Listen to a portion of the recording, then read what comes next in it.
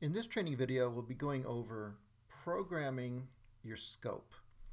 So this is the list that you are going to make under the programming tab. And then when you click the scope button, this is what will pull up.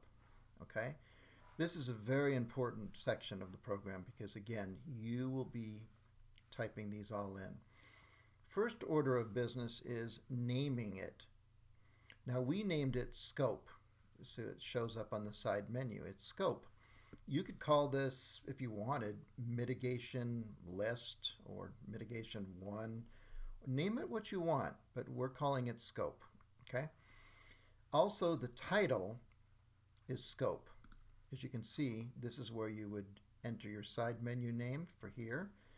This is where you would enter your title, which is, in this case, is scope. You can change it if you want. Okay? You could also clear it, and that's going to clear these two right here. Okay? And you're also going to clear the whole list that we have down here for you. Okay? So if you're going to clear it, that's a big to-do. Again, we provide this for you, but without the regular hours price and without the after hours price. Obviously, you're in a different region, and that would not be accurate, but you will have this mitigation list as a starter for you. It's pretty complete though. Okay, so obviously these are going to be blank, but you would click on the pencil and you would type in your description, whatever it is. If it's apply microbial spray or take out some wall or anything that you want to do, this is where you're going to type it in. Okay, so I've already typed this in. This is your line item description. Okay, I'm going to cancel. And that's how you would put in your first line item. And then you would select unit of measurement, which is UOM. Okay, in this case, we have square foot for the containment barrier airlock decontamination chamber. Okay. This is where you're going to put your regular hours price. That's where it goes, and you can edit this right now, okay? Or after hours price. For example, if it was craftsman, that's going to be in a different set of craftsman line items, but this is not craftsman. So this is the list you're going to make, okay? Line items, your unit of measurement, your regular hours price, your after hours price.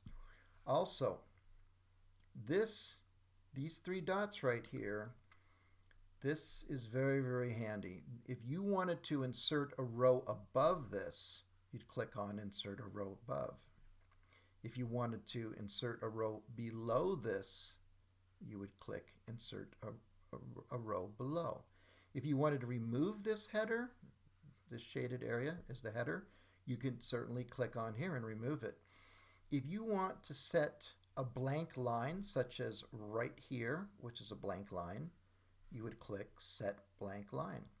Or if you want to remove this row, okay, this is where we're at, you can see the corner of this drop-down box is lined up. Everything to do with this row, a row above, a row below this, or remove this row, that's where you would do it. So let's select Insert a row above. So now we're going to add a new scope row, which is the above one. Okay, and let's say it's going to be AAA. You title it whatever you want, and this is your unit of measurement. That pops up. You know, let's say it's a box. Regular hours price. Okay, after hours price. Okay. Easy. Or if you want to add another header, which is, these are headers. See that right there? That's a header. You would click on here. If you want to add another blank line, we give you an area, another option where you can get a header loaded or a blank line. Header or a blank line. You can do it from here in that point. And then you'd click OK. Okay, you happy with your description and you got the right unit of measurement? Your prices, regular hour prices, your after hours prices. If you wanted a header at that point or a blank line, that's the blank line. And remember, that's the header. You could choose one of those.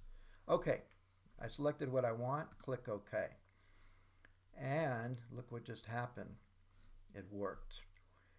There's your new line item description, but let's say, hey, you know what? I want to edit that and say at AAA line item.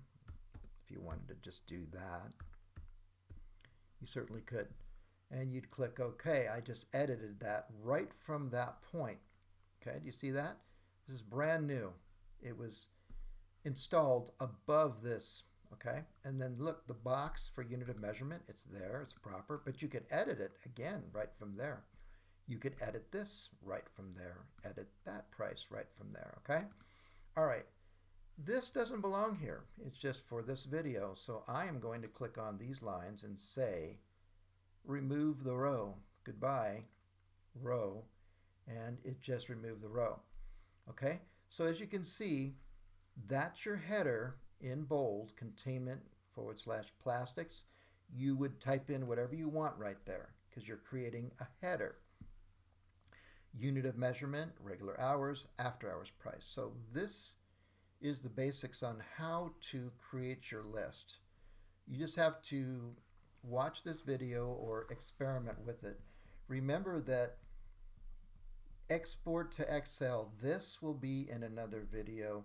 Import from Excel will be in another video, and manage scope types order will be in another video I should say, and add new scope types will be in another video. We want it to be separate because this drop down list can get extensive. You could have many different types of jobs that you do from different industries. But again, we are in mitigation.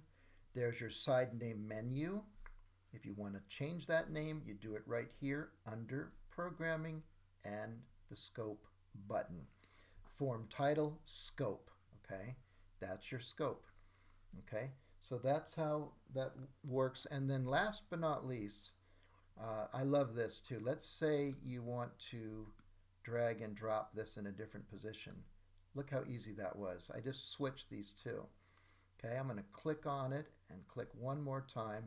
I'm going to bring it back up, drag and drop. So you can fix your order. Okay, you type these in systematically, but again, I don't want that where that goes. I'm going to put it there. Okay, nope, I don't want it there. Let's do it again. Drag and drop. So that's a great feature within programming your scope. Okay, again, this is the list, your customized list that you will make within the programming tab. Fantastic. Okay, that's how you do all that. To your success, and thank you for watching.